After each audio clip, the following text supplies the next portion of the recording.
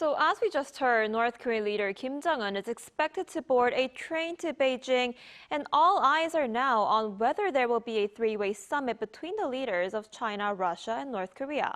For more on this, we're joined by Professor Mason Richey, Professor of International Politics at Hankuk University of Foreign Studies. Professor Richey, thanks for joining us this morning. Thank you for having me. So with North Korea's Kim Jong-un set to attend the military parade in Beijing this week on Wednesday, he's likely to meet Chinese President Xi Jinping and Russian leader Vladimir Putin there.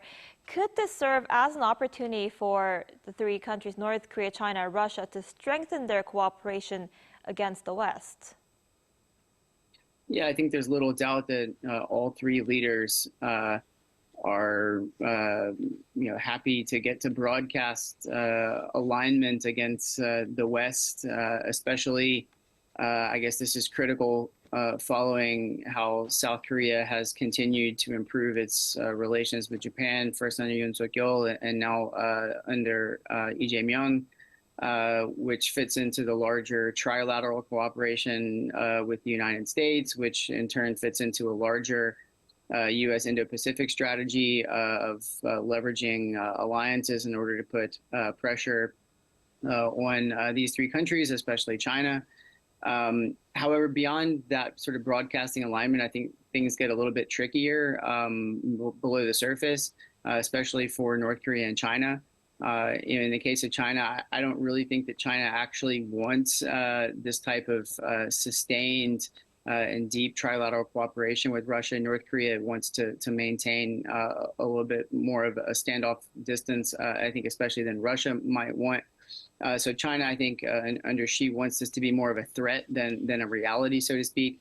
And as for North Korea, it may be pivoting in some sense back to China as the Ukraine war is starting to wind down. And North Korea is perhaps even also beginning to lay some of the diplomatic groundwork for improved relations with the U.S. and negotiations with the Trump administration.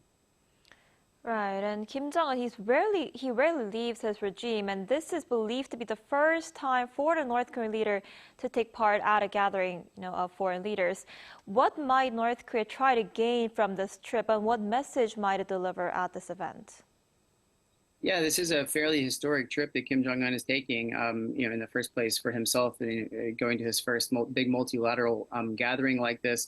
It's also the first time that a North Korea leader has come to this Victory Day celebration since, I believe, 1959 when Kim Il-sung came. Kim Il-sung also went to the Bucharest Comecon in the early 1970s. But other than that, North Korea has very rarely, if ever, on a leader level, engaged in these types of multilateral meetings and multilateral engagements. So in that sense, I think it's a pretty big deal. What North Korea is looking to do, as I said, I think clearly Kim wants to improve relations with China, which have cooled somewhat during the Ukraine war when Pyongyang and Russia built up their axis of cooperation. And so as the war in Ukraine is starting to wind down, I think it makes sense, of course, for North Korea to want to pivot back to China in some way.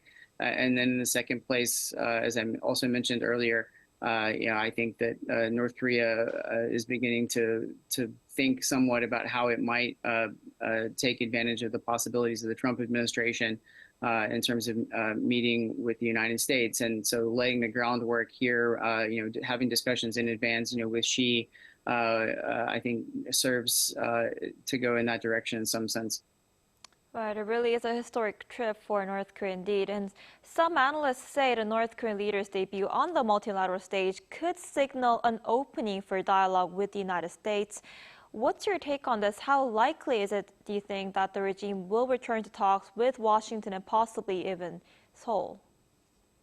Sure. So over the last weeks, signals have gotten a little warmer out of Pyongyang in terms of the willingness on their side to meet with the Trump administration. But that's starting from an extremely low level of readiness to do so. So I don't think that we can read too much into this at this point.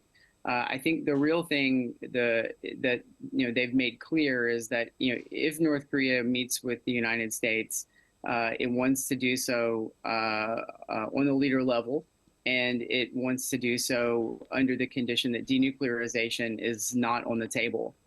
Under normal circumstances, I would say that this is a non-starter, but I would simply point out that Trump, when he had the summit with Lee Jae-myung, at least publicly, did not bring up denuclearization of North Korea. Trump brought up denuclearization, strangely enough, in the context of China and Russia, but not specifically with respect to North Korea.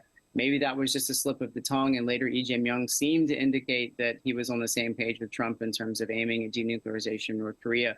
But there's at least a little bit of daylight there in which one could see that, perhaps a world in which the United States would be willing to talk with Kim without that precondition. As for South Korea, I haven't seen any indication from North Korea that they're willing to open the door to talks with South Korea, which is consistent with the way that they have approached this country ever since 2019. So I would be surprised if that happens, unless there's something happening with the United States, and the United States expressly wanted South Korea to be a part of it.